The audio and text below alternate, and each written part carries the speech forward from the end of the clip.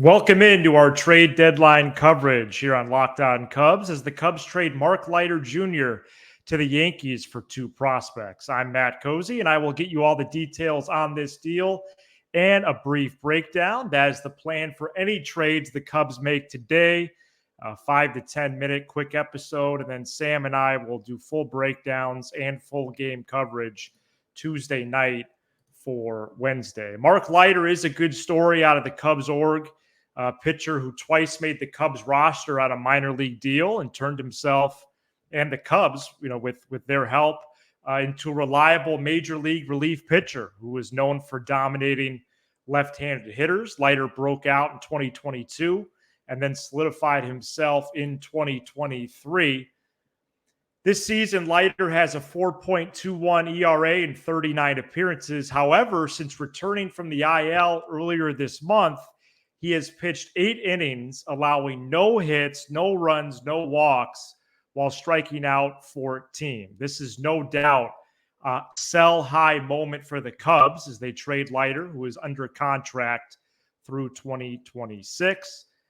There is an argument for keeping Leiter, as the Cubs do plan to contend next year, and now they will need to acquire a reliever who can get out lefties at the rate Leiter has, and perhaps that is a pitcher that is actually a left-hander. Leiter, with his splitter usage as a righty, was someone who functioned as a lefty and was so dominant at times against left-handed hitters across the league. So the Cubs will need to find a lefty specialist of some kind, whether that happens today, whether that happens within their system already, or more likely happening this December or January prior to the 2025 season.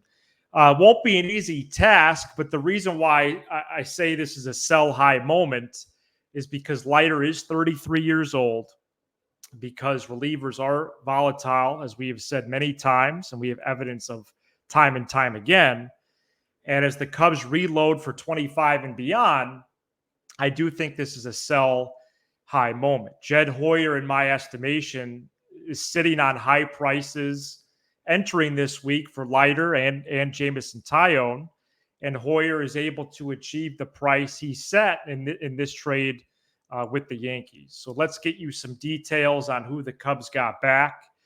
They're getting back not one but two prospects who were ranked number 22 and 29 in the Yankees system, according to MLB Pipeline. Let me tell you about number 22 in the system, Jack Neely, a right-handed relief prospect who has a 2.81 ERA in 31 games across two levels this season.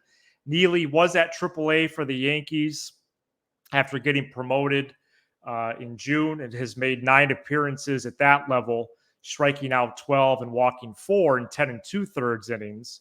Neely is 6'8", 245, and just some little homework I've done so far since this trade broke about 12:30 p.m. Central, have him pegged as a possible future closer with his stuff, with his pitch mix, with his size. But even then, he's someone that does project in high leverage moments at some point in his big league career as a right-hander. And because of where he's at right now at AAA and is having a nice season across both Double and AAA, I think you could absolutely see him pitch out of the Cubs bullpen this season. Cubs also get back Benjamin Cowles, who plays all around the infield and is slashing an impressive 294, 376, 472 with 9 home runs and 25 doubles at AA. Cowles is somebody that is having one of the best offensive seasons in the whole Yankees farm system, and not sure if he's due for a promotion to AAA Iowa, what the Cubs have planned for him. But he has played all around the infield. Like I said, MLB Pipeline says he projects the best at second, but also is sure-handed at short, is a little more erratic over at third. MLB Pipeline calls him an opportunistic base stealer as well. And he's provided a little bit of pop this year too, while cutting down on his strikeouts. Again, the 9 homers and 25 doubles at Double-A. Also of note, Cowles is the former teammate of Matt Shaw at Maryland and also played on the same Arizona Fall League team as the Cubs did this past fall. So a couple of fun facts right there. Jack Neely and Benjamin Cowles, the newest Cubs that will report to their affiliates, AAA and Double-A most likely there. And the Cubs, at least at first impression, get a nice return for a pitcher who, yes, is under contract for 2.5 more seasons, but given the relief market and the relief pitchers just being just so naturally volatile, I do think that this was a sell high moment for the Cubs. And interestingly enough, this was the first trade around baseball on actual deadline day. There's been almost 30 deals now since late last week, but on Tuesday, as we speak to you now, this Cubs-Yankees deal was the first one of the day, and we see the dominoes now starting to fall. Let's see what else the Cubs do before 5 p.m.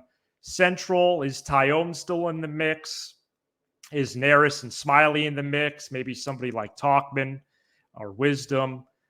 We'll see about Nico Horner and others, but looks like the Cubs saw opportunity to reload for 25 and beyond with this deal, and the Yankees got somebody they could put in their bullpen right away in the 6th, 7th, and 8th innings over there in the Bronx, as they are having a nice season in the American League East.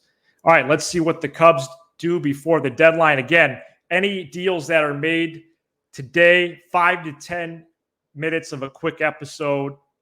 Then the plan is for Sam and I to do full breakdowns and game coverage Tuesday night for Wednesday. If this is your first time here, this is Locked On Cubs. We do a show every single weekday on the Cubs. Mark Leiter to the Yankees. We'll stay tuned for what else the Cubs have in store. I'm Matt Cozy, and this is Locked On Cubs.